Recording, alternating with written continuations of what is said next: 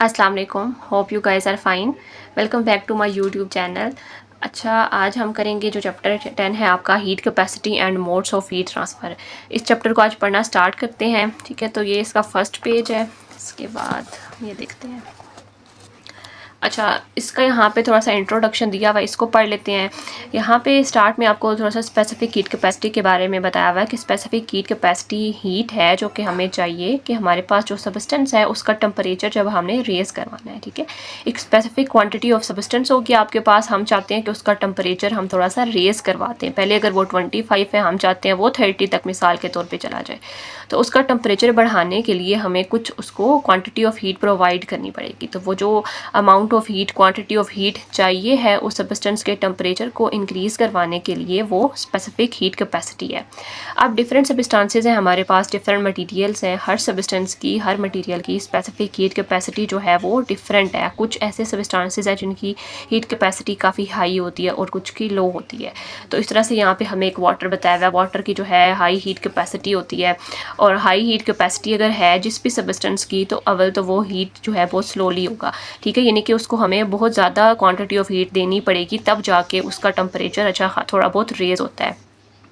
लेकिन जब अगर वो एक बार हीट हो जाता है, बेशक वो स्लोली हुआ है, तो वो उसी हीट को अपने अंदर काफ़ी देर जो है वो रिटेन कर सकता है। ठीक है, उसका टेम्परेचर एकदम से ड्रॉप नहीं हो जाता। और तो इस चीज़ को आगे बताया हुआ है कि हम फर्दर एक्सपेरिमेंट्स परफॉर्म करेंगे, डिफरेंट हीट कैपेसिटी निकालेंगे वेरियस मटेरियल्स की। और हीट ट्रांसफ़र करने के 3 मेथड्स हैं, कंडक्शन हो गया, कन्वेक्शन, रेडिएशन, ये सारा अभी आगे चैप्टर में आके पढ़ेंगे। और ये लिखा हुआ है कि ये जितने भी कॉन्सेप्ट्स हैं ये ज़रूरी हैं कि हम ये जानने के लिए कि हीट का क्या रोल है ग्रीन हाउस इफेक्ट में या ग्लोबल वार्मिंग में। इस सब में बस इतनी ही जो है थोड़ी सी ये इंट्रोडक्शन सा बताया हुआ है। अब आगे चलते हैं, जो हमारा मेन टॉपिक है फर्स्ट, स्पेसिफिक हीट कैपेसिटी। अच्छा, इसमें सबसे पहले आपको ये डेफिनेशन यहाँ पे दे दिया है। ठीक है, इसको हम पढ़ लेते हैं। स्पेसिफिक हीट कैपेसिटी और specific heat of a material is the amount of heat absorbed और lost to change the temperature of 1 kg of substance by 1 kelvin और 1 डिग्री सेल्सियस। इसमें हमने क्या बताया हुआ है कि जो स्पेसिफिक हीट कैपेसिटी है या स्पेसिफिक हीट है किसी भी मटेरियल की, वो अमाउंट ऑफ हीट है। ठीक है, अमाउंट ऑफ हीट है। और ये जो अमाउंट ऑफ हीट है ना, ये एब्जॉर्ब भी हो सकती है और ये लॉस भी करवाई जा सकती है एक सब्सटेंस में से। और वो सब्सटेंस जब हमारे पास 1 kg होगा, हमें एक स्पेसिफिक अमाउंट दी हुई है। जब आपको एक स्पेसिफिक अमाउंट दी हुई है ना कि 1 kg सब्सटेंस है, तो इसकी हीट कैपेसिटी नहीं होगी, स्पेसिफिक हीट कैपेसिटी हम वर्ड बोलेंगे। ठीक है, आपने हीट कैपेसिटी वर्ड कब बोलना है और स्पेसिफिक हीट कैपेसिटी कब बोलना है। स्पेसिफिक मीन्स कि specific amount of a substance आपको बताई हुई है, उसके हिसाब से आप हीट बता रहे हैं। लेकिन जब सिर्फ हीट कैपेसिटी लिखी हुई है, इसका मतलब है कि आपको जो सब्सटेंस है ना उसकी अमाउंट के बारे में क्लियर बात नहीं बताई हुई। जब 1 kg बता दिया, इसका क्या मतलब है कि अब आपने हीट कैपेसिटी वर्ड नहीं यूज़ करना, आपने specific heat capacity word use करना है। ठीक है, तो हमारे पास जब 1 kg ऑफ अ सब्सटेंस है और हम चाहते हैं कि उसका टेम्परेचर जो है 1 केल्विन से हम रेज़ करवा दें। ठीक है, अभी उसका टेम्परेचर जो है वो 25 केल्विन है एक सब्सटेंस का, और वो बस जो सब्सटेंस है वो आपके पास 1 kg अमाउंट में है। ठीक है, 1 kg अमाउंट है, उसकी 25 केल्विन उसका टेम्परेचर है। मैं क्या चाहती हूँ कि इसका 25 केल्विन के बजाय 26 केल्विन टेम्परेचर हो जाए। मैं रेज़ करवाना चाहती हूँ 1 केल्विन के ज़रिए से। तो अब मुझे इस सब्सटेंस को कुछ क्वांटिटी ऑफ हीट प्रोवाइड करनी पड़ेगी। तो मैं अब जो क्वांटिटी ऑफ हीट प्रोवाइड करूँगी ताकि उस 1 kg ऑफ सब्सटेंस का जो टेम्परेचर है वो 25 केल्विन के बजाय 26 केल्विन हो जाए। तो ये जो क्वांटिटी ऑफ हीट मैं प्रोवाइड करूँगी वो क्या होगी, स्पेसिफिक हीट कैपेसिटी होगी। और स्पेसिफिक हीट कैपेसिटी को हम डिनोट करते हैं सी से, स्मॉल सी से। ठीक है, और आगे 1 डिग्री सेल्सियस का ये मतलब है कि मिसाल के तौर पे उस सब्सटेंस का जो टेम्परेचर है वो 25 डिग्री सी है। ठीक है, 1 kg ऑफ सब्सटेंस का टेम्परेचर 25 डिग्री सी है और मैं चाहती हूँ वो 26 डिग्री सी हो जाए। तो इसका जो टेम्परेचर में ये रेज आ रहा है 1 डिग्री सी का, इसको लाने के लिए मुझे कुछ हीट प्रोवाइड करनी पड़ेगी। तो वो जो क्वान्टिटी ऑफ हीट मैं प्रोवाइड करूँगी वो स्पेसिफिक हीट कैपेसिटी हो जाएगी। ठीक है, और यहाँ पे एब्जॉर्ब और लॉस्ट का जो 2 टर्म्स लिखी हुई है, इसका ये मतलब है, देखें, जब हम किसी भी सब्सटेंस को हीट उसमें एब्जॉर्ब करवाएंगे, यानी कि उसको सप्लाई करेंगे, तो उसमें हीट एब्जॉर्ब होगी। हीट जब एब्जॉर्ब होगी तो उसका टेम्परेचर रेज होगा। ठीक है, इंक्रीज होगा ना उसका टेम्परेचर, क्योंकि उसमें हीट एब्जॉर्ब हो रही है। तो हीट जब एब्जॉर्ब होगा तो उसका टेम्परेचर क्या होगा, रेज हो जाएगा, यानी कि इंक्रीज हो जाएगा। जैसे ये मैंने एग्जांपल दिया 25 से वो 26 पे आ गया, चाहे केल्विन है चाहे सेल्सियस है। और लॉस्ट का क्या मतलब है कि ऑलरेडी अगर एक सबस्टेंस 26 डिग्री सी पे है, उसका टेम्परेचर 26 डिग्री सी है, और उसमें से हीट जब लॉस होगी, हीट लॉस होने के नतीजे में क्या होगा, टेम्परेचर उसका लॉस हो जाएगा, 26 से वो 25 पे आ जाएगा। तो हीट जितनी निकलेगी ना, ठीक है, तो वो भी डिटरमिन किसे हम कर सकते हैं, इसी फार्मूला के जरिए से कर सकते हैं। अब हम फार्मूला की तरफ आ जाते हैं। स्पेसिफिक हीट कैपेसिटी जब फाइंड करनी होगी तो उसको हम सी से डिनोट करते हैं। वो किसके बराबर है, Q divided by M del T के। इक्वेशन 10.1 आ गई। क्यू यहाँ पे अमाउंट ऑफ हीट है, ठीक है, जो आप एब्जॉर्ब करवा रही हैं या लॉस हो रही है सबस्टेंस से। एम यहाँ पे वो मैस ऑफ द सबस्टेंस है, जो कि यहाँ पे हमने 1 kg फिलहाल बोला हुआ था। और डेल टी क्या है, जो टेम्परेचर का चेंज आ रहा है, ठीक है, यानी कि फाइनली टेम्परेचर क्या हुआ, 26 डिग्री सी हुआ, और इनिशियली क्या था, 25 डिग्री सी था। या अगर लॉस की बात करें तो पहले 26 था और लॉस होने के बाद 25 हो गया। तो ये हमारे पास टेम्परेचर का चेंज, इस चीज़ को हम बोलेंगे, ठीक है। आगे इस इक्वेशन के बारे में बताया हुआ है कि यहाँ पे जो सी है वो specific heat of the material है, क्यू जो है वो अमाउंट ऑफ हीट है जो कि अब्जॉर्ब हो रही है या लॉस हो रही है, एम जो है स्मॉल एम वो मैस ऑफ द सब्सटेंस है, डेल टी यहाँ पे टेम्परेचर का चेंज है। यहाँ पे आगे इसके ऐसा यूनिट के बारे में बता दिए। जो इसका ऐसा यूनिट है वो जाउल पर केजी पर केल्विन है, ठीक है। ये जाउल का जो है सिंबल लगा दिए कैपिटल जे, फिर ये केजी और ये केल्विन का आ गया। इसके जो बाकी यूनिट्स हैं वो जाउल पर केजी पर सेल्सियस भी हो सकता है, जाउल पर ग्राम पर सेल्सियस भी हो सकता है। आगे एक एग्जांपल दे दिया कि जो स्पेसिफिक हीट है एल्यूमिनियम की वो 900 जाउल पर केजी पर केल्विन है। इसके जो बाकी यूनिट्स हैं उनमें भी हम इसकी वैल्यू इस तरह से लिख सकते हैं। आगे बताया हुआ कि कुछ ऐसे मटीरियल्स हैं जिनकी जो हीट है ना, उनको बहुत स्मॉल अमाउंट ऑफ हीट चाहिए होती है उनका टेम्परेचर रेज करने के लिए। इस तरह के मेटल्स में, इस तरह के मटेरियल्स में एल्यूमिनियम, कॉपर, आयरन और डायमंड आ जाते हैं। कुछ मटेरियल्स को जो है वो small amount of heat require होती है, ठीक है, उनको जो अमाउंट ऑफ हीट चाहिए है उनका टेम्परेचर रेज करवाने के लिए वो बहुत थोड़ी सी अमाउंट उनको चाहिए होती है। इस तरह की मेटल्स की एग्जांपल में एल्यूमिनियम, कॉपर, आयरन, डायमंड आ जाते हैं। तो इन मटेरियल्स को हम बोलते हैं कि इनकी जो स्पेसिफिक हीट की वैल्यू है वो लो है, ठीक है, कम इनको हीट चाहिए होती है इनका टेम्परेचर रेज करवाने के लिए। और इस तरह के जो मटेरियल्स हैं वो गुड कंडक्टर ऑफ हीट होते हैं। और ये जो इस तरह के मटेरियल्स हैं they can not retain heat for longer time with them. अच्छा, इसमें क्या है कि एक तो इनकी जो स्पेसिफिक हीट की वैल्यू है वो लो है, ठीक है, थोड़ी वैल्यू है। थोड़ी वैल्यू होने का मतलब है कि इनको हम थोड़ी सी क्वांटिटी ऑफ हीट देंगे ना, बहुत थोड़ी सी अमाउंट ऑफ हीट देंगे तो इनका टेम्परेचर जल्दी से रेज कर जाएगा। यानी कि पहले जब 25 था तो अब ये 27 या 26 अगर हो गया तो इसको हमें बहुत थोड़ी सी हीट हमें देनी पड़ी है, तो जल्दी से इसका टेम्परेचर जो है वो रेज कर गया 1 केल्विन से या 1 डिग्री सेल्सियस से। और जितनी जल्दी, चूंकि इन्होंने हीट अपने अंदर जल्दी से एब्जॉर्ब करके जल्दी से टेम्परेचर इंक्रीज करवा दिया है, तो ये इतनी देर के लिए फिर अपने अंदर रख नहीं सकते उस हीट को, ठीक है, तो ये फिर लॉस भी जल्दी से करवा देते हैं, इनका टेम्परेचर फिर गिर भी जल्दी से जाएगा। ये लिखा हुआ है कि ये जो मटीरियल्स है ना, ये अपने अंदर जो है हीट को ज़्यादा देर के लिए रिटेन नहीं कर सकते। और ये जो मटीरियल्स हैं एक तो हीट अप भी जल्दी होके तो फिर ये कूल डाउन भी जल्दी हो जाते हैं। और इस तरह के जो मटीरियल्स हैं इनको हीट सिंक्स वगैरह में यूज़ किया जाता है, ये हम आगे जाके पढ़ेंगे इसी चैप्टर में। अच्छा, इसके बाद ये जो पैराग्राफ था इसमें हमें बताया हुआ था वो मटेरियल जिनकी हीट कैपेसिटी की वैल्यू कम होती है उनके बारे में बताया हुआ है। अब ये जो नीचे वाला पैराग्राफ है इसमें उन सब्सटेंसेस का जिक्र है जिनकी स्पेसिफिक हीट की वैल्यू, जो स्पेसिफिक हीट वैल्यू है वो हाई होती है, ठीक है। तो ये लिखा हुआ है कुछ सब्सटेंसेस जो हैं उनको लार्ज अमाउंट ऑफ हीट चाहिए होती है, जिस तरह से कि वाटर की एग्जांपल इसमें आ जाएगी। इनका टेम्परेचर 1 केल्विन से बढ़ाने के लिए, ये 5 है, 25 से 26 करवाने के लिए जो हीट है ना वो हमें बहुत ज़्यादा अमाउंट में देनी पड़ती है, ठीक है। ज़्यादा अमाउंट में हीट देंगे तब इनका टेम्परेचर 1 केल्विन से रेज करता है। अदरवाइज जैसे ऊपर हमने पढ़ा उनको थोड़ी सी हीट देते हैं उनका टेम्परेचर जल्दी से इंक्रीज कर जाता है। लेकिन इस केस में ऐसा नहीं है, हमें ज़्यादा क्वांटिटी ऑफ हीट देनी पड़ती है तब जाके उनका जो टेम्परेचर है वो 1 केल्विन से इंक्रीज़ करता है। तो हम कहते हैं कि इनकी लार्ज स्पेसिफिक हीट की वैल्यू है। और ये जो मटेरियल्स हैं ये एब्जॉर्ब भी करते हैं लार्ज अमाउंट ऑफ हीट और लूज़ भी करते हैं लार्ज अमाउंट ऑफ हीट, और इनका जो टेम्परेचर में चेंज है वो बहुत स्मॉल देखने को आपको मिलता है, ठीक है। स्मॉल चेंज ही है ना, 25 से 26 पे आए 1 वैल्यू का ही फ़र्क आया ना, बहुत स्मॉल सा है, लेकिन इसके मुकाबले में इसको हीट में बहुत ज़्यादा देनी पड़ रही है, ठीक है। तो ये बहुत ज़्यादा अमाउंट ऑफ हीट को एब्जॉर्ब करके बहुत थोड़ा सा चेंज आपको टेम्परेचर में दिखाएगा। इसी तरीके से अगर ये हीट लॉस करेगा 26 से 25 में जा रहा है तो ये जो आपको इसमें लॉस दिखाई दे रहा है इसके टेम्परेचर में वो बहुत कम है, 1 डिग्री का सिर्फ, लेकिन इसके दौरान ये जो हीट निकालेगा वो बहुत ज़्यादा निकालेगा। तो ये लिखा हुआ है। और ये जो मटेरियल्स हैं ये इजीली हीट अप ही नहीं किए जा सकते और ना ही ये इजीली कूल डाउन होते हैं, इनको बहुत देर लगती है, बहुत मुश्किल से हीट अप होते हैं, मुश्किल से कूल डाउन होते हैं। तो ये जो मटीरियल्स हैं ये अपने अंदर हीट को ज़्यादा देर तक रिटेन भी रख सकते हैं और इन मटीरियल्स को यूज़ किया जाता है टेम्परेचर को कंट्रोल करने के लिए।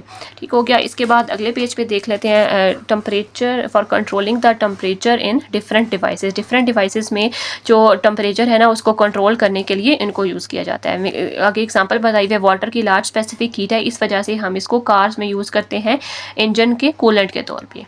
ठीक है। इसके बाद आगे यूजेस बताए हुए हैं large specific heat of water के, कि हमारे पास जो वाटर है उसकी हाई स्पेसिफिक हीट कैपेसिटी है, तो उसको हम यूज़ कहाँ पे कर सकते हैं, उसकी एप्लीकेशन हमें कहाँ पे दिखाई देती है। सबसे पहले इन्होंने जो है आपको एक तो वैल्यू उसकी बता दिया कि वाटर की जो है वो लार्ज स्पेसिफिक हीट होती है, उसकी वैल्यू बता दी है 4200 जाउल पर केजी पर केल्विन है और इसकी वजह से हमारी डेली लाइफ में इसकी बहुत ज़्यादा सिग्निफिकेंट यूजेस हैं। सबसे पहले हमें क्या बताया हुआ है, temperature variation in the land and coastal areas, कि हमारे पास जो लैंड एरियाज़ हैं और जो कोस्टल एरियाज़ यानी कि नियर टू वाटर बॉडीज़ जो एरियाज़ हैं और away from the water bodies जो एरियाज़ हैं उनमें जो टेम्परेचर की वेरिएशन आ रही होती हैं, वाटर उनको कैसे कंट्रोल कर रहा होता है या उसमें वाटर की हाई स्पेसिफिक हीट होने का क्या हमें फ़ायदा है। तो सबसे पहले तो उन्होंने जो लैंड है यानी कि जो ड्राई सॉइल है away from the water bodies है उसके बारे में बताया हुआ है। जो स्पेसिफिक हीट है ड्राई सॉइल की वो 800 होती है और ये वाटर के मुकाबले में बहुत कम है। ठीक है। और कितनी कम है, 5 टाइम्स स्मॉलर है, ये आपको उन्होंने एग्जैक्ट वैल्यू भी बता दी। तो इसी वजह से जो लैंड का एरिया है, ठीक है, जो खुश्क एरियाज़ हैं वो क्विकली हीटअप हो जाते हैं समर में और उनका टेम्परेचर राइज कर जाता है 45 से इवन 50 डिग्री सी तक। ठीक है। एक तो जल्दी हीटअप होकर सेकेंडली जो लैंड है वो क्विकली कूल डाउन भी हो जाती है विंटर में और इसकी वजह से यहाँ पे टेम्परेचर 5 डिग्री सी से 0 डिग्री सी तक फॉल कर जाता है।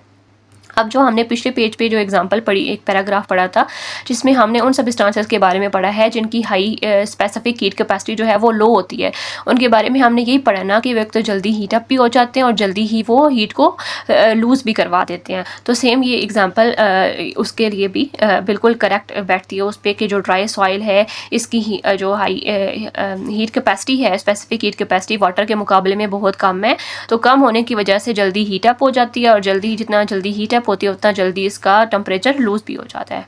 लेकिन जो कोस्टल एरियाज़ है, जो नियर टू वाटर बॉडीज़ है, वहाँ पे जो टेम्परेचर वेरिएशन है वो आपको जो दिखाई देती है वो काफ़ी स्मॉल होती है। एग्जांपल इन्होंने कराची की दी हुई है कि जो एवरेज टेम्परेचर वेरिएशन है वो आपको 19 से 32 तक दिखाई देती है। ऐसा क्यों है, क्योंकि जो वाटर बॉडीज़ हैं जैसा कि ओशंस वगैरह हो गए, ये क्या करते हैं, जो सन से जितनी भी हीट आ रही है ना समर के दौरान, तो वो वाटर अपने अंदर एब्जॉर्ब कर लेता है। ओशन का जो वाटर है, वाटर बॉडीज़ हैं, वो तमाम की तमाम हीट जो सन से आ रही है ना वो वाटर एब्जॉर्ब कर लेता है।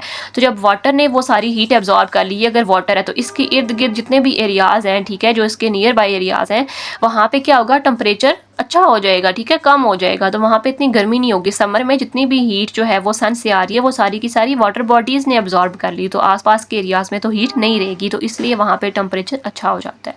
ठीक है। और वही वाटर जो है अपने अंदर उस हीट को स्टोर किए रखता है।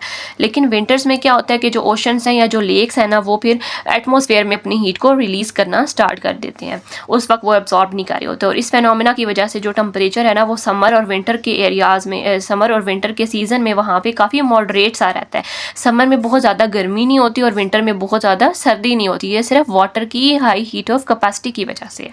ये साथ में आपको एक टेबल दे दिया है, इस टेबल में स्पेसिफिक हीट बता दी है डिफरेंट सब्सटेंसेस की, जाउल पर केजी पर केल्विन में बताई हुई है। ठीक है। इसको एक नज़र आपने देख लेना है। इसके ऊपर ये जो टेबल दिया हुआ, एक तरह का बॉक्स जो बना हुआ है, इसको हम पढ़ लेते हैं। इसमें क्या लिखा हुआ है कि एक क्वेश्चन है, साथ ही उसका आंसर भी कर दिया है कि एक पर्सन जो है वो सी के करीब जब होता है, समंदर के करीब है, दिन के वक्त उसका वहाँ का टेम्परेचर उसको फील होता है कि काफ़ी कूलर वेदर है एज़ कम्पेयर टू जब वो अवे फ्रॉम द सी जाता है, लैंड एरियाज़ में जाता है। तो हमें यहाँ पे इसका आगे रीज़न बता दिया। इसमें क्या लिखा था हम इसको पढ़ लेते हैं। कह रहे हैं कि जो कूलर डे टाइम टेम्परेचर जो कि एक्सपीरियंस हो रहा होता है कोस्टल एरियाज़ में एज़ कम्पेयर टू जो लैंड के रीजन्स हैं, वो किस वजह से रिजल्ट हो रहा होता है, high specific heat capacity of water की वजह से और मॉडरेटिंग इफेक्ट्स ऑफ सी ब्रीजेज़, यानी कि इसमें 2 फैक्टर फैक्टर्स हैं। एक तो हाई हीट जो कैपेसिटी है वाटर की वो इसको इन्फ्लुएंस कर रही है, और दूसरी यहाँ पे सी ब्रीजेस जो हैं वो इन्फ्लुएंस कर रही होती हैं इसको। तो कोस्टल एरियाज़ जो है वो कूलर होते हैं डे टाइम में, और जो एज़ कम्पेयर टू जो दूर दराज के इलाके हैं, क्योंकि इन दोनों में हीट कैपेसिटी जो वाटर और लैंड है इन दोनों में फ़र्क आ जाता है।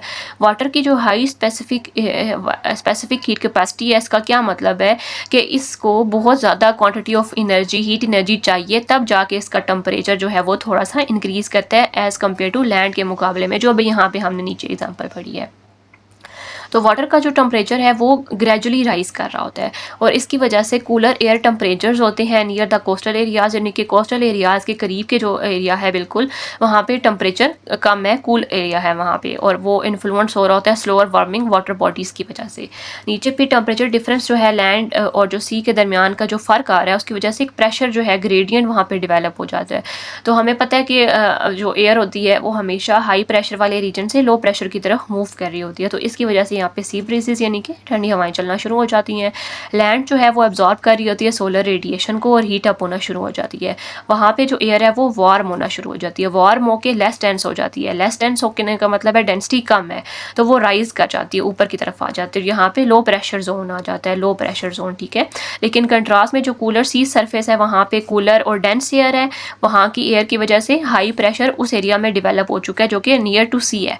तो हाई से फिर लो की तरफ जाएगी, तो क्या होगा कि समंदर से ठंडी हवाएं इस लैंड वाले एरिया की तरफ जाएंगी, और इसको हम सी ब्रीज बोलेंगे। ये जो इनफ्लक्स है कूलर या ह्यूमिड एयर का जो कि ओशन की तरफ से आ रही है, तो इसकी वजह से जो कोस्टल टेम्परेचर है वो काफ़ी मॉडरेट सा रहता है, और जो कोस्टल एरिया का टेम्परेचर है वो काफ़ी लैंड के मुकाबले में काफ़ी कम हो जाता है, ठीक है। यहाँ भी हमारी ये टॉपिक होगी। अगले पेज की तरफ मूव करते हैं। पे हमें सेकेंड एप्लीकेशन जो दी हुई है कि जो ओशन और जो लेक का टेम्परेचर है वो मेंटेन रहता है, वो स्टेबल रहता है high heat capacity of water की वजह से। इसको पढ़ लेते हैं। जो लेक्स और जो ओशंस हैं वो हीट अप होते हैं और कूल डाउन भी स्लोली होते हैं, क्योंकि वाटर की जो हीट कैपेसिटी है वो काफ़ी हाई है।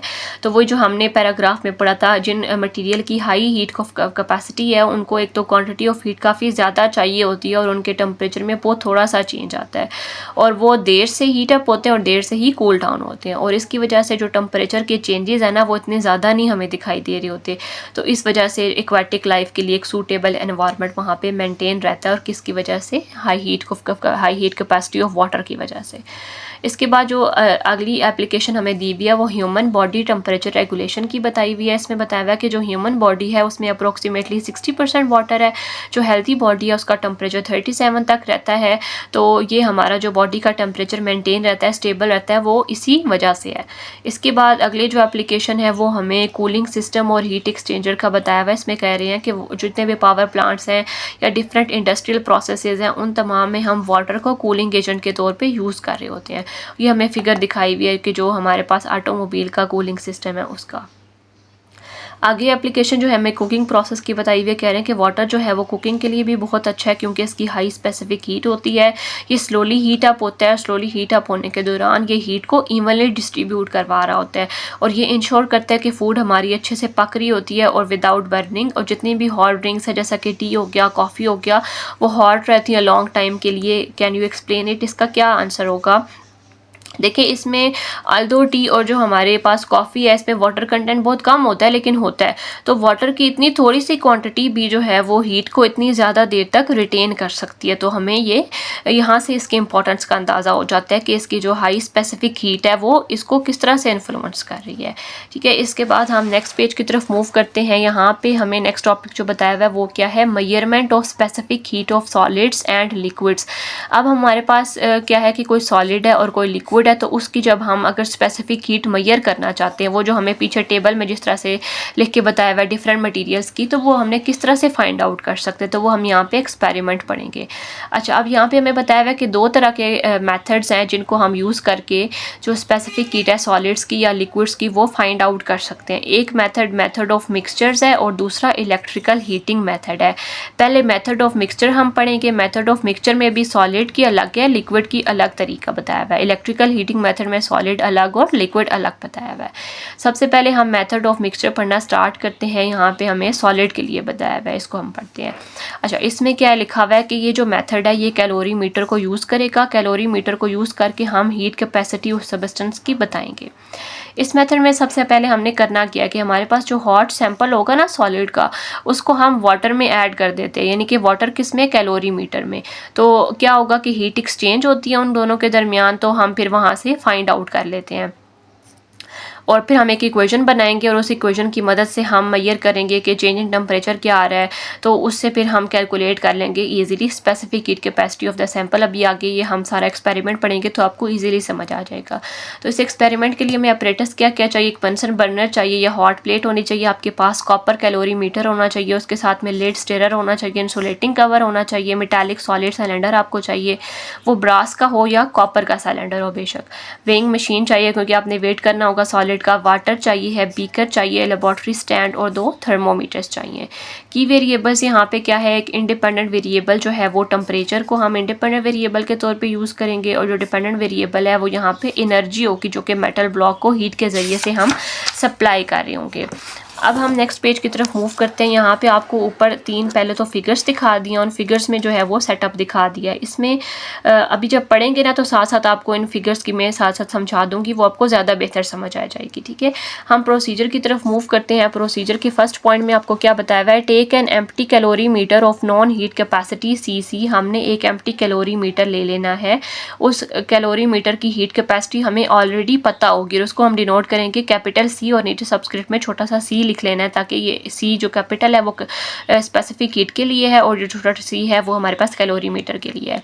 हमने क्या करना है, सबसे पहले पहला स्टेप क्या है, मैस ऑफ कैलोरी मीटर को हमने फाइंड करना है। मैस ऑफ कैलोरी मीटर को हम MC से रिप्रेजेंट करेंगे। मैस को हमने जब इसका कैलकुलेट करना है तो हमने स्टिरर और लिड के साथ ही कैलकुलेट करना है। ये नहीं कि स्टिरर और लिड को आप रिमूव करके कैलोरी मीटर का मैस निकालें, ऐसे नहीं करना। आपने कैलोरी मीटर का मैस जो निकालना है वो स्टिरर और लिड के साथ ही उसको फाइंड आउट करना है। अच्छा, सेकंड स्टेप में क्या करना है, आपने वही जो कैलोरी मीटर है ना उसमें वाटर के साथ उसको फिल करना है। एनफ वाटर होना चाहिए ताकि हम उसको सॉलिड में बाद में सबमर्ज कर सकें। ये देखिए जैसे ये फिगर में बना हुआ है ना, ये देखें यहाँ तक वाटर है तो वाटर में अच्छे से सबमर्ज हुआ हुआ ये सॉलिड सिलेंडर जो है। तो आपने इतना वाटर का लेवल लाजमी रखना है कि उसमें जो सॉलिड है वो सबमर्ज हो सके। अच्छा, पहले आपने कैलोरी मीटर को उसके लिड और स्टिरर के साथ मेजर किया था, अब आपने उसमें वाटर ऐड कर दिया है और अब वाटर ऐड करने के बाद अब दोबारा उसका जो है मैस आपने फाइंड करना है। तो अब जो उनका मैसेज में डिफरेंस आ रहा होगा वो मैस ऑफ वाटर के बराबर होगा, यानी कि पहले अगर ये 25 ग्राम था और अब ये 35 ग्राम हो गया है, तो इन दोनों में जो फ़र्क आया 35 और 25 यानी कि 10 ग्राम का जो फ़र्क आया वो किस वजह से है, वाटर की वजह से, क्योंकि अब आपने एक्स्ट्रा यहाँ पे वाटर ही डाला है। अब थर्ड पॉइंट पढ़ लेते हैं। इसमें क्या बताया हुआ है कि अब हमने प्लेस करना है कैलोरी मीटर को उसके इंसुलेटिंग कवर में और उसमें थर्मोमीटर को इंसर्ट करवा देना, उसके साथ फिक्स करवा देना ताकि हम टेम्परेचर की जो चेंजेस हैं उसको साथ साथ देखते रहें। अब आपने मेजर कर लेना है टेम्परेचर ऑफ वाटर जो कि T1 से जिसको हम डिनोट करेंगे। ठीक है, इसके बाद फोर्थ पॉइंट में क्या करना है, mass of the given solid को आपने मेजर कर लेना है वेइंग मशीन को यूज़ करके और इसकी मैस को नोट डाउन करना है और ये मैस MS हो जाएगा। ठीक है, अब आपने क्या करना है कि वाटर को बॉईल करना है एक बीकर में और उसी में सॉलिड को सबमर्ज करना है। ठीक है, ये जो बी वाला आपको फिगर दिखाई हुई है ना, इस सेटअप की बात हो रही है। यहाँ पे क्या आपके पास ये बीकर है, ठीक है, इसमें वाटर है, इस वाटर को बॉईल करके आपने सस्पेंड कर देना है सिलेंडर को इसमें। अब हम आगे पढ़ते हैं पॉइंट में, वो क्या कह रहे हैं। इसमें लिखा हुआ है कि measure the boiling water temperature T2। अब जब वाटर बॉयल होना शुरू हो जाएगा आपने उसका टेम्परेचर मेजर करना है, वो T2 डिग्री C होगा। इस स्टेप में आपने ये इंश्योर करवाना है कि सॉलिड का टेम्परेचर भी उतना ही हो जितना कि बॉइलिंग वाटर का है। ऐसा ना हो कि वाटर बॉयल हो रहा है लेकिन सॉलिड का टेम्परेचर अभी उतना नहीं पहुंचा। तो आपने उस थर्मोमीटर के ज़रिए से इस चीज़ को इंश्योर करवाना है कि वाटर का जितना टेम्परेचर यानी कि 100 डिग्री C पे वाटर बॉयल होता है ना, तो जो सॉलिड है उसका टेम्परेचर भी इतना हो चुका हो। उसके बाद आपने सॉलिड को इस बॉइलिंग वाटर में से निकालना है। इसमें इसके ऊपर से एक्सेस वाटर जो है वो सारा आपने शेक करना है और फ़ौरन से इसको आपने कैलोरी मीटर में प्लेस करवा के कैलोरी मीटर को अच्छे से जल्दी से कवर कर लेना है, इसका जो इंसुलेटिंग बॉक्स होगा उसके ज़रिए से। अब आपने क्या करना है, जो कैलोरी मीटर में जो वाटर है उसको आपने स्टिर करना है कॉन्टीन्यूसली स्टिरर के ज़रिए से, ताकि हीट जो है सॉलिड आपने हीट हुआ आपने उसमें ऐड करवाया ना, ये जो सॉलिड हमने रिमूव करवाया बॉइलिंग वाटर से, ये सॉलिड भी तो हीट अप हुआ होगा ना। अभी ऊपर वाले पॉइंट में हमने यही बात तो नोट करनी है कि हमारे पास जो सॉलिड का टेम्परेचर है वो वाटर के टेम्परेचर जैसा ही हो, तो ये अच्छा खासा हीट अप हुआ होगा। तो आपने उसमें ऐड करने के बाद अच्छे से वाटर को स्टिर करना है ताकि यूनिफॉर्म डिस्ट्रीब्यूशन हो हीट की और टेम्परेचर हर जगह पे एक जैसा हो। इसके बाद आपने क्या करना है कि मेजर करना है final temperature of the mixture को। जब आपके पास फाइनल टेम्परेचर जो है मिक्सचर का जब वो कांस्टेंट हो जाए, जब आप उसको देखें कि आपने अच्छे से स्टिर किया है और वो हर जगह पे आप थर्मोमीटर का जो लेवल है, जो उसकी पोजीशन है वो चेंज करके देखिए और टेम्परेचर आपको हर जगह पे सेम दिखाई दे रहा है, कांस्टेंट दिखाई दे रहा है, तो आपने उस टेम्परेचर को रिकॉर्ड कर लेना, ये T3 हो जाएगा। इसके बाद 9 पॉइंट या क्या लिखा हुआ है कि अब हम ये देखेंगे कि टेम्परेचर पहले क्या था जो हमने फाइंड आउट किया हुआ था T1 जो था, ठीक है, वो टेम्परेचर और T3 जो है हमारे पास T2, ठीक है, T3 और T1 वाला पहले उसका डिफरेंस निकाल लेंगे और फिर हम जो है वो सॉलिड के साथ उसका जो टेम्परेचर है उसका डिफरेंस निकाल लेंगे T2 और T3 को माइनस करके। तो इनमें हमें डिफरेंस जो दिखाई देगा, चेंज दिखाई दे रहा होगा, वो इक्वल होगा, ठीक है। अब जो प्रिंसिपल है कैलोरी मीटर का, जो कि law of conservation of energy पे बेस कर रहा होता है, वो ये कहता है कि सॉलिड ने जितनी भी हीट लॉस की है, हीट उसने आसपास दे दी है, ठीक है। आसपास किसको प्रोवाइड करती है, कौन एब्जॉर्ब करेगा, सॉलिड ने। सॉलिड के नीचे क्या है, कैलोरी मीटर है, कैलोरी मीटर में वाटर है, तो जितनी सॉलिड ने हीट रिलीज की है, लॉस की है, उतनी ही इस वाटर और इस कैलोरी मीटर ने वो गेन कर लेनी है, ठीक है। और इनका टेम्परेचर अब ज़्यादा हो जाएगा, रेज हो जाएगा वो टेम्परेचर। अब यहाँ पे हम आगे इक्वेशन में देख लेते हैं इन्होंने हमें क्या दिखाया हुआ है। अच्छा, इसमें लिखा हुआ है कि जो इनका टेम्परेचर T1 से अब T3 तक रेस कर जाएगा। अब हम इसको इक्वेशन की फॉर्म में लिख लेते हैं कि heat loss by the solid किसके बराबर है, कि वाटर ने कितनी हीट गेन की और कैलोरी मीटर ने कितनी गेन की, ठीक है। जितनी सॉलिड हीट लॉस करेगा उतनी ही कैलोरी मीटर और जो हमारे पास वाटर है कैलोरी मीटर का वो गेन कर लेंगे। तो इसको इन्होंने सैम्पल जो है वो 2 दे दिए हैं। QS जो है वो सॉलिड के लिए, कैलोरी मीटर वाला जो वाटर है QW से उसको रिप्रेजेंट कर रहे हैं और जो कैलोरी मीटर सिंपल है उसको QC से रिप्रेजेंट कर रहे हैं। Q हमारे पास MC डेल T के बराबर होता है ना, MC डेल T, ठीक है। तो इसको अब हमारे पास यहाँ पे भी Q है, 3 डिफरेंट Q है, तो इनके जो सब्सक्रिप्ट हैं वो हम MC डेल T के साथ वो शामिल करेंगे, ठीक है। तो इसकी जगह MSCS आ जाएगा, इसका टेम्परेचर का ये वेरिएशन आ जाएगा, चेंज इन टेम्परेचर ये आ जाएगा। QW के लिए ये आपने लिख लिया, QC के लिए ये लिख लिया। अब कह रहे हैं कि हमने जब specific heat capacity of solid find out करनी होगी ना, तो हम इसी इक्वेशन को रीअरेंज करके इस तरह से लिखेंगे कि आपने बेसिकली क्या किया, ये वाला जो CS है ना इसको एज इट इज़ यहाँ पे रहने दें, ठीक है। अब ये जो MS और ये जो T2 माइनस T3 है ये इधर नीचे आके डिवाइड हो जाएंगे। ये ऊपर वाली इक्वेशन इस साइड पे जो है आपके राइट हैंड साइड पे ये एज इट इज़ आपने यहाँ पे उतार ली, ठीक है। और इस साइड पे CS को इधर ही रहने दिया, ये MS और ये जो T2 T3 थे ये नीचे आके यहाँ पे डिवाइड हो जाएंगे।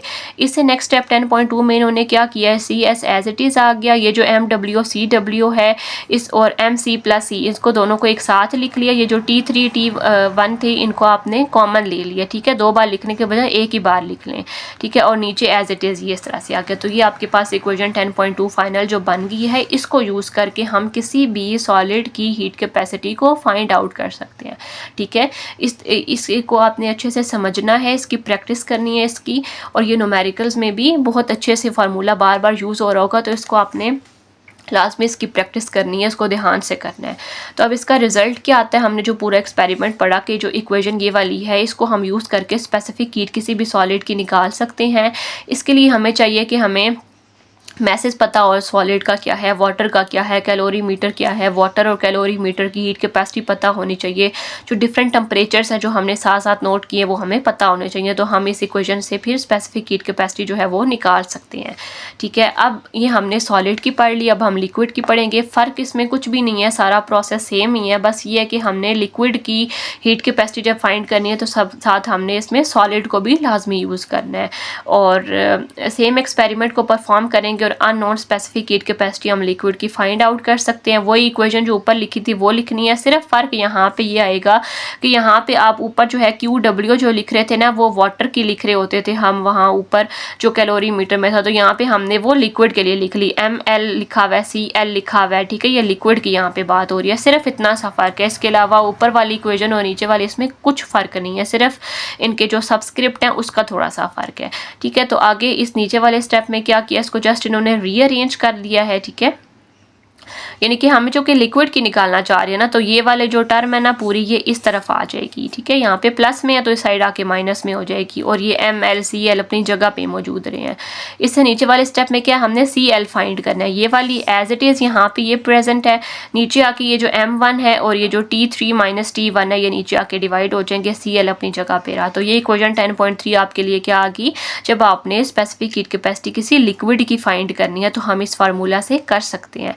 तो ये दो इक्वेशंस जो है इनको डिराइव करने का मेथड सिर्फ वो पहले वाले सॉलिड वाले में लिखा हुआ है, ठीक है। उसको अच्छे से आपने करना है। अगर ये आपको समझ नहीं आएगी, ये डिराइव करना नहीं आएगी, फार्मूला नहीं आएगा, तो आपको फिर न्यूमेरिकल्स नहीं आ सकते। इस चैप्टर के एंड पे जो न्यूमेरिकल दिए हुए वो 2-3 है जो कि इसी फार्मूला से सॉल्व होने हैं। अगर ये समझ आ गया आपको अच्छे से आके, तो ये जो एग्जाम्पल आके 10.3 दी हुई है इसमें एज इट इज़ आपने वो चीज़ें जो है इसमें से निकालनी है, ढूंढनी है कि कौन सा मैथ किस चीज़ का है, कैलोरी मीटर की क्या चीज़ें आपको दी हुई हैं, इसको एज इट इज़ आप इक्वेशन में पुट करेंगे तो आपके पास इजीली आप आंसर इसका निकाल सकते हैं, ठीक है। अगर आपको टॉपिक आ जाएगा एग्जांपल कर लेंगे तो आप ऑब्वियसली न्यूमेरिकल भी कर लेंगे। इनको अच्छे से आपने करना है, तवज्जो से करना है। अच्छा, हम एक मेथड अभी तक पढ़ चुके हैं, मिक्सचर मेथड। सेकंड मेथड अब पढ़ लेते हैं, ये क्या है, इलेक्ट्रिकल हीटिंग मेथड है। अब इसमें भी हम पहले सॉलिड के लिए पढ़ेंगे, फिर हम लिक्विड के लिए पढ़ेंगे। अब इस मेथड को हम पढ़ लेते हैं, थोड़ा सा डिफरेंट है। इसमें क्या लिखा हुआ है कि हम जो है अमाउंट ऑफ हीट जो ट्रांसफ़र होती है किसी मटेरियल को वो मैयर करते हैं और टेम्परेचर के चेंज को मैयर करते हैं। अपरेटस यहाँ पे क्या क्या चाहिए, एक सॉलिड ब्लॉक चाहिए, सिलेंडर एलुमिनियम का हो, उसमें होल होगा एक, तो हीटर के लिए एक होल होगा, थर्मोमीटर के लिए इमर्जन हीटर होगा, वोल्ट मीटर लेना है जो वोल्टेज को फाइंड आउट करने के लिए, एम मीटर करंट की मेजरमेंट के लिए, थर्मोमीटर टेम्परेचर वेरिएशन को देखने के लिए। प्रोसीजर पढ़ना स्टार्ट करते हैं। सबसे पहले आपके पास एक सॉलिड ब्लॉक जो है ना उसका आपने मास फाइंड आउट कर लेना है। सेकंड स्टेप आपने क्या करना है, प्लेस करवाना है इलेक्ट्रिकल इमर्जन हीटर को सेंट्रल होल के जरिए से इस मेटल ब्लॉक के बिल्कुल टॉप पे यहाँ पे प्लेस करवा रहे हैं, हम ऑन नहीं करवा रहे, ठीक है। ये देखिए जैसे ये मेटल ब्लॉक है ना, मेटल ब्लॉक के ऊपर आपने प्लेस क्या करवा दिया, इमर्जन हीटर को प्लेस करवा दिया। इसके बाद आपने हीटर को एम मीटर के साथ कनेक्ट करना है ताकि हम करंट को मैयर करते रहें, और वोल्ट मीटर भी यहाँ पे कनेक्ट करना है ताकि हम वोल्टेज या पोटेंशियल डिफरेंस को मैयर करते रहें जितना भी हीटर पे आ रहा होगा। थर्ड स्टेप आपने क्या करना है, थर्मोमीटर को उसी होल में से पास करवा के यहाँ पे प्लेस करवा देना है।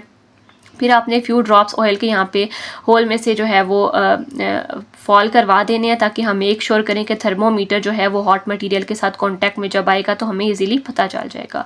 फिर हमने फोर्थ स्टेप में इंसुलेट करवा देना है इस पूरे जो हमारा सिस्टम बन रहा है इसको कॉटन वूल के ज़रिए से। फिर हमने रिकॉर्ड करना है इनिशियल टेम्परेचर इस पूरे ब्लॉक का क्या बन रहा है। अभी हमने यहाँ पे कोई भी इलेक्ट्रिक सप्लाई ऑन नहीं की, ठीक है। यहाँ पे हमने कनेक्ट करवा दिया है इस पूरे का टेम्परेचर हम मेजर कर लेंगे, रिकॉर्ड कर लेंगे इनिशियल टेम्परेचर। फिर हमने अब कनेक्ट करना है हीटर को पावर सप्लाई से। इससे ऊपर हमने कुछ भी इलेक्ट्रिकल या कोई भी पावर सप्लाई ऑन नहीं की हुई। अब हमने कनेक्ट करना है हीटर को पावर सप्लाई के साथ, इसको टर्न ऑन करेंगे, 10 मिनट्स के लिए ऑन रखेंगे।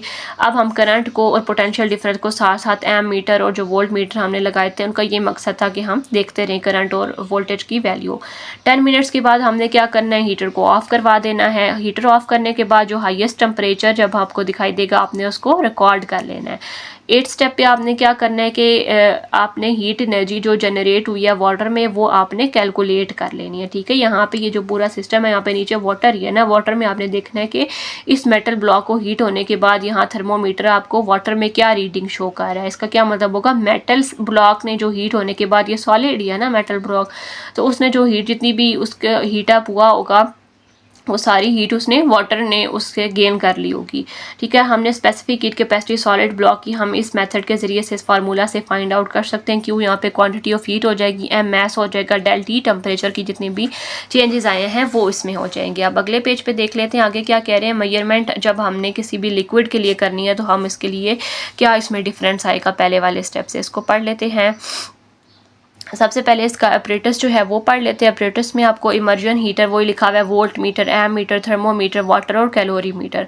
इन दोनों को आपने कंपेयर करना है कि इसमें और उसके अपरेटस में क्या डिफरेंस है, और फिर आपने इसको जो है वो अच्छे से याद रखना है। समटाइम्स एमसीक्यू में इस तरह की चीज़ें आ जाती है। तो उस वाले में जो है हमारे पास जो हमने फर्स्ट सॉलिड के लिए पढ़ा है उसमें कैलोरी मीटर नहीं था, यहाँ पे जो है वो कैलोरी मीटर भी लिखा हुआ है, और बाकी आपने अच्छे से याद रख लेना है। प्रोसीजर पढ़ना स्टार्ट करते हैं। इसमें लिखा हुआ है सबसे पहले हमारे पास जो कैलोरी मीटर है ना एम्प्टी, उसका हमने मैथ जो है वो फाइंड आउट करना है। फिर हमने सेकंड स्टेप पे उसमें कुछ लिक्विड ऐड करना है, वाटर को ऐड कर लें, और अब आपने उसका दोबारा मैथ फाइंड करना है, क्योंकि अब इसमें लिक्विड भी ऐड हो गया। दोनों के मैथ में जो डिफरेंस आएगा वो लिक्विड के मैथ की वजह से होगा। आपने इनिशियल टेम्परेचर कैलोरी मीटर का यूज़ जो है वो मेजर कर लेना है थर्मोमीटर को यूज़ करके। अब आपने क्या करना है, इलेक्ट्रिकल हीटर को इनसाइड द लिक्विड प्लेस करवाना है, एम मीटर और वोल्ट मीटर को कनेक्ट करवाना है, ठीक है। और यहाँ पे प्लेस कर रहे हैं, इन चीज़ों का ध्यान रखना है। अब आपने उसको ऑन कर लेना है। ऑन करने के बाद आपने देखना है कि हीटर में से कितना करंट पास कर रहा है, कितना वोल्टेज पास कर रहा है, उसको आपने मेजर कर लेना है। अब टेम्परेचर क्या आस्ता आस्ता राइज होना शुरू हो जाएगा। जब टेम्परेचर 10 डिग्री सी तक बढ़ जाएगा, यानी कि पहले जो भी आपने इनिशियल रीडिंग ली थी T1 ली थी, उसके बाद T1 में आपको दिखाई दिया है कि 10 डिग्री सी का रेज आ चुका है। अब आपने स्विच ऑफ कर देना है हीटर को, और स्टिर करना है, लिक्विड को अच्छे से शेक कर लेना है, और हाईएस्ट टेम्परेचर जो लिक्विड का आया हुआ है उसको आपने मेजर कर लेना है। फिर आपने जो दोनों टेम्परेचर का डिफरेंस है उसको कैलकुलेट कर लेना है, उस डिफरेंस को। फिर एंड पे आपने law of conservation of energy के मुताबिक जितनी भी एनर्जी सप्लाई हो रही है लिक्विड और कैलोरी मीटर गेन कर लेंगे। हीटर जो हमारे पास लिक्विड है, ठीक है, एनर्जी सप्लाइड जो हमारे पास हीटर से एनर्जी सप्लाई हो रही है वो किसके बराबर आ जाएगी, heat gain by the liquid और heat gain by the calorimeter. उनके हमने ये सैंपल लिख लिए। यहाँ पे हमने क्यू हीटर को एज इट इज़ लिखा, क्यू डब्ल्यू जो है हमारे पास वो लिक्विड के लिए, तो हमने यहाँ पे सबस्क्रिप्ट में LL स्मॉल l लिख दिया है। इनको रीअरेंज करेंगे तो हमारे पास ये इक्वेशन बन जाएगी 10.5। इसको यूज़ करके हम जो है वो कभी भी स्पेसिफिक हीट कैपेसिटी किसी लिक्विड की फाइंड आउट कर सकते हैं, अगर हमें ये बाकी सब चीज़ें पता हों, ठीक है। तो इसमें एंड पे यही बताया हुआ है कि हम इन तमाम वैल्यूज़ को यहाँ पे पुट करके जितनी भी हीट एनर्जी है या जो हीटर प्रोड्यूस कर रहा है, जो मैसेज हैं लिक्विड के, कैलोरी मीटर के, इनिशियल फाइनल टेम्परेचर है, हम स्पेसिफिक हीट कैपेसिटी लिक्विड की जो है वो इजीली फाइंड आउट कर सकते हैं। आज हम इस लेक्चर में यहाँ तक ही कवर करेंगे, ठीक है। कोई चीज़ आपको समझ नहीं आए तो आप कमेंट सेक्शन में पूछ सकते हैं। इसको आपने बहुत अच्छे से प्रिपेयर करना है, बहुत इंपॉर्टेंट है ये सब।